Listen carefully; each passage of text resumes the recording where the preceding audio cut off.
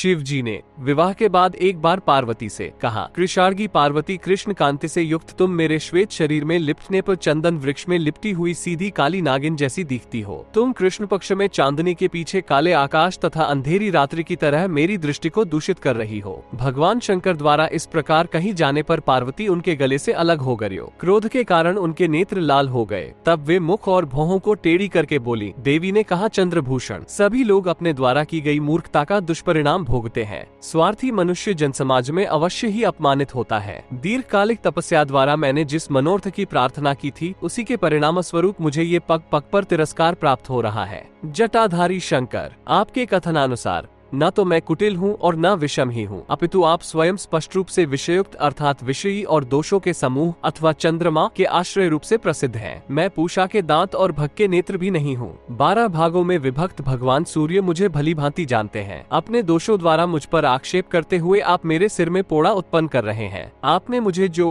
कृष्णा नाम से संबोधित किया है, सो आप भी तो महाकाल नाम से विख्यात हैं। अतः अब मैं जीवन का मोह त्याग कर तपस्या करने के लिए पर्वत पर जाऊंगी, क्योंकि आप जैसे धूर्त से अपमानित होकर जीवित रहने से मैं अपना कोई प्रयोजन नहीं समझ रही हूँ। तब पार्वती के इस प्रकार क्रोध के कारण तीखे अक्षरों से युक्त वचन को सुनकर भगवान शंकर अतिशय प्रेम से सनी हुई वाणी में इस प्रकार बोले। शंकर जी ने कहा, गिरिजे, तुम पर्वत की पुत्री हो, अतः मैं तुम्हारी निंदा करने पर नहीं हूँ। ये तो मैं तुम्हारे ऊपर भक्तिपूर्ण बुद्धि से तुम्हारे नाम का कारण बतलाया है। गिरिजे, मेरे स्वस्थ चित्त में भी तुम्हें विकल्प की कल्पना नहीं करनी चाहिए। भीरु, यदि तुम इस प्रकार कुपित हो गई हो तो अब मैं पुनः तुम्हारे साथ परिहास की बात नहीं करूंगा। शुचि स्मिते, तुम क्रोध छोड़ दो। देखो, मैं तुम्हारे सामने हाथ जोड़कर सिर झुकाए हूँ। जो प्रेमयुक्त अवमानना तथा व्याज निदा से क्रुद्ध हो जाता है, उस व्यक्ति के साथ कभी भी परिहास की बात नहीं करनी चाहिए। इस प्रकार महादेव जी ने अनेकों चाटुकारिता भरी बातों से पार्वती को समझाया, परंतु सती का वो उत्कट क्रोध शांत नहीं हुआ, क्योंकि उस व्यंग से उनका मर्मस्थल विद्ध हो गया था। तत्पश्चात पार्वती शंकर जी के हाथ से पकड़े हुए अपने वस्त्र को छुड़ाकर बाल बिखेरे हुए वेगपूर्वक वहाँ से चली जाने की चेष्टा करने लगी। क्रोधावेश से जाने के लिए उद्यत हुई पार्वती से त्रिपुरारी ने पुनः कहा, तुम सचमुच ही सभी अवयवों द्वारा अपने पिता सदृश उनकी कन्या हो। जैसे हिमाचल के मेघ समूह से व्याप्त कैचे शिखरों के कारण आकाश दुर्गम्य हो जाता है, उसी तरह तुम्हारा हृदय भी दुःखाह्य हृदयों से भी अत्यंत कठोर है। तुम्हारे सभी चिन्ह बहुधा वनों की अपेक्षा कठिनता से परिपूर्ण है। तुम्हारी चाल में पहाड़ी मार्गों से भी बढ़कर कुटिलता है। तुम्हारा सेवन बर्फ से भी अधिक कठिन है। सूक्ष्मार्गी पार्वती, ये सभी गुण तुम्हारे शरीर में हिमाचल से ही संक्रमित हुए हैं। शिवजी द्वारा इस प्रकार कही जाने पर पार्वती का मस्तक क्रोध के कारण कांपने लगा और होंठ फड़कने।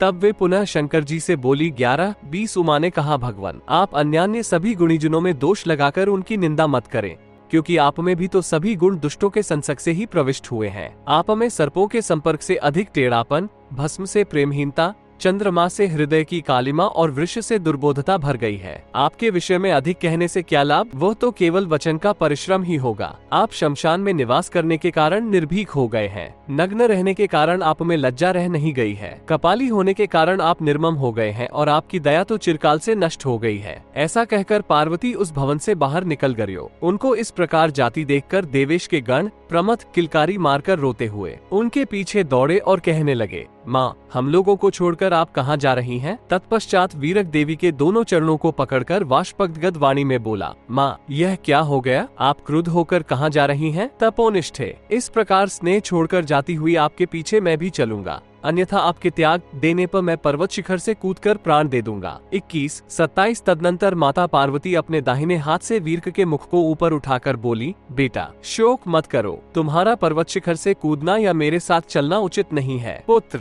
मैं जिस कार्य से जा रही हूँ वो तुम्हें बतला रही हूँ, सुनो। मेरे अनिद्य होने पर भी शंकर जी ने मुझे कृष्णा कहकर मेरी निंदा की है, इसलिए अब मैं तपस्या करूंगी जिससे गौर वर्ण की प्राप्ति कर सकूं। मेरे चले जाने के बाद ये महादेव स्त्रीलंपट न हो जाया, इसके लिए तुम्हें सभी छिद्रों पर दृष्टि रखते हुए नित्य द्वार की रक्षा करनी चाहिए, जिससे यहाँ कोई स्त्री शंकर जी के निकट प्रवेश न करने पावे। बेटा, यहाँ किसी पराई स्त्री को देखकर मुझे तुरंत सूचित करना, फिर उसके बाद जैसा उचित होगा मैं शीघ्र ही उपाय कर लूंगी।